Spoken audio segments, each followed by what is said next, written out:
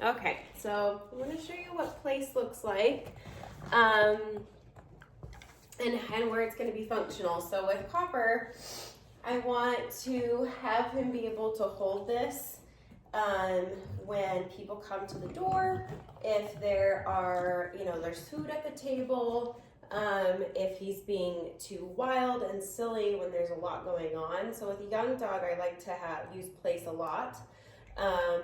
And I can have it in different locations of the house. So maybe in a general area when people first come in, or where you can see him if you're in the kitchen.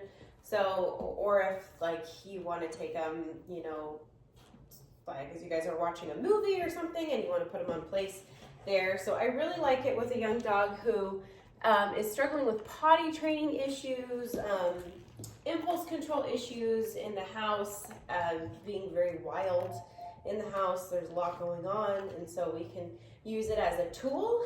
We want to make it pretty positive for him. So I've been doing this when kids come home from school, when people come to my door. We did it at Halloween. When I am in the kitchen, I'm making food.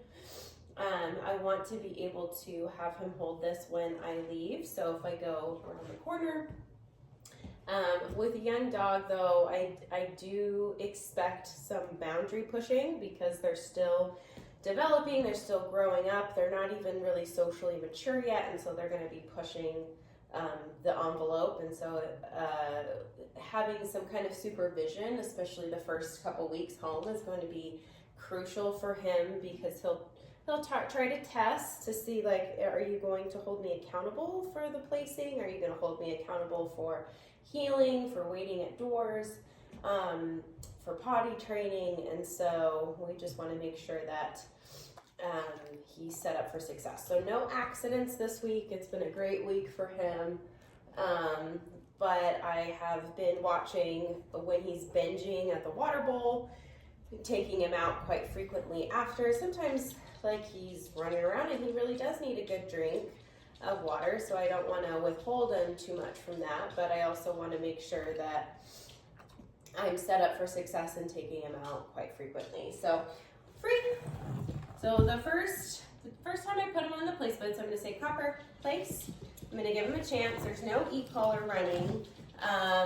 So if he hadn't gone to the place bed, or if he, kind of checked on and then checked off, or if I give him food and he dines and dashes on me, says, okay, I did the thing that I'm supposed to do, okay, bye, then I'm going to follow through with e-collar. So what I'm going to do is I'm going to hold down the e-collar until he gets back to the place bed. So I'm going to think about this as pressure on, pressure off. When he's doing the behavior I like, I'm going to feed him, and so this is where him working for his food comes in handy, working for his kibble. I don't mind throwing in higher value treats here and there, but I might save that for the really hard stuff like the nail trims, or if it's just kind of a crazy, like, stressful time, there's lots of people coming in and out of the house, I can use higher value food.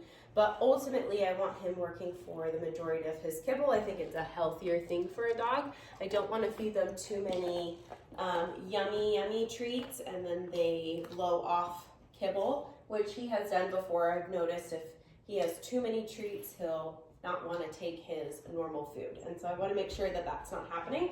So if he's on the place bed, I want him to stay on even if the doorbell rings. So we quite frequently will open up the front door, ring it, pretend like somebody's coming in, come on in, and him just having the ability to stay there. So even if he hears somebody coming through the garage, he's going to stay there. Somebody coming through the back door, he's going to stay there. So I want to make sure that he has the ability to hold the place bed, and good job, even if there's another dog walking by. So he's got lots of distractions.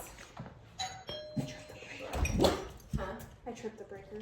Oh, you did? Okay. Yeah. Sounds good. Sorry, I'm gonna have to